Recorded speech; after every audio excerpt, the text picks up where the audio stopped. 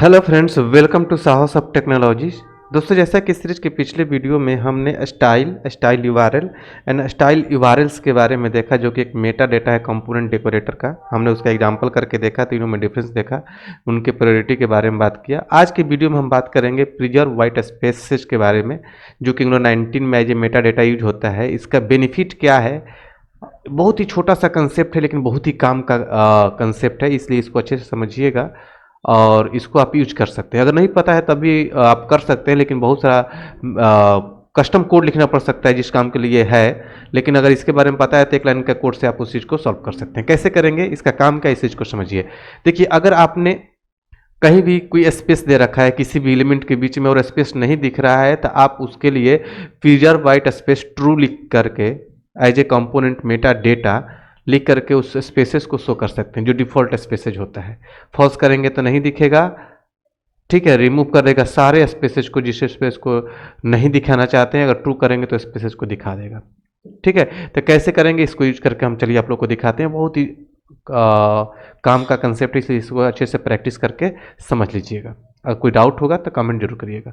Channel पर नए हैं तो चैनल को सब्सक्राइब कर लीजिए और बेल के आइकन क्लिक कर लीजिए। तो देखिए, ये वही प्रोजेक्ट है जहाँ पर हमने पिछले वीडियो में एग्जांपल किया था। तो इसका जो पिछले वीडियो का कोड है उसको मैं हटा देता हूँ, ठीक है।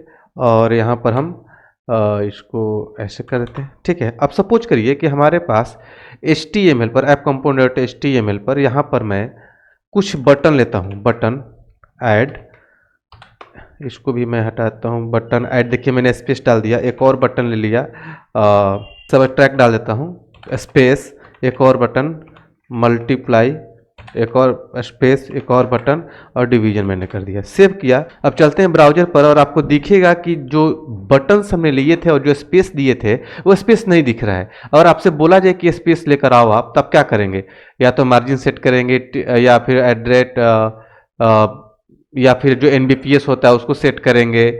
बहुत सारी चीज़ें करना पड़ सकता है, जैसे CSS लिखना पड़ सकता है। अगर मैं बोलूं कि नहीं एक लाइन में करिए, तो आपको अगर ये मेटा डेटा पता नहीं तो नहीं कर पाएंगे, ठीक है। अगर मेटा डेटा पता है तो आप एक लाइन में इस चीज़ को सॉल्व कर सकते हैं। कैसे करेंगे?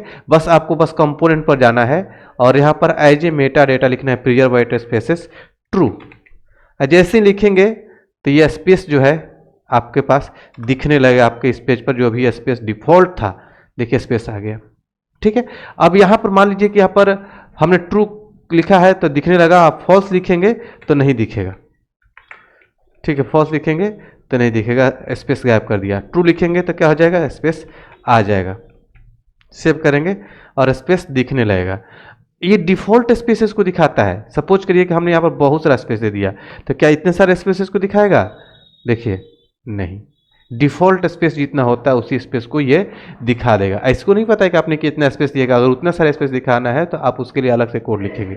जो डिफॉल्ट चीज़ें होता है उसके लिए कॉमन चीज़ें आपके पास आता है।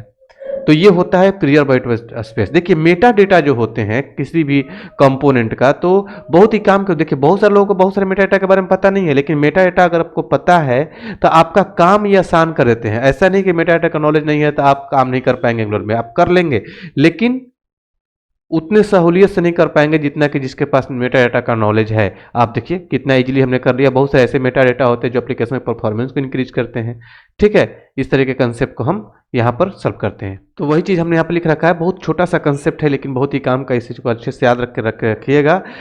तो आई होप कि आप लोगों को समझ में आ गया होगा कि प्रिजर्व वाइट स्पेसेस क्या होता है। चलिए मिलेंगे अगले वीडियो में अगले मेटा डेटा के साथ। तब तक के लिए थैंक यू सो मच।